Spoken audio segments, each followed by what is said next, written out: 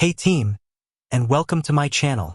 Today, I'm going to be talking about a topic that's been on a lot of people's minds lately, Basecamp. Why is it that so many people are having trouble with this project management tool? I'm not here to bash Basecamp.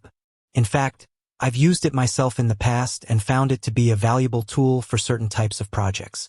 But it's clear that there are some serious issues with the platform that are causing a lot of frustration for users. So, let's dive into some of the most common problems that people are experiencing with Basecamp. Problem number 1. Basecamp is too complex and confusing. One of the biggest complaints I hear about Basecamp is that it's just too complicated. There are so many different features and options, and it can be hard to figure out how to use them all effectively. This can be especially frustrating for new users who are just trying to get a handle on the basics. Problem number 2. Basecamp is not user-friendly. Even for experienced users, Basecamp can be a bit clunky and unintuitive to use. The interface is not always very clear, and it can be difficult to find the information you need. This can lead to wasted time and frustration. Problem number 3. Basecamp is not very flexible. Basecamp is a very structured tool, and it can be difficult to adapt it to your own workflow.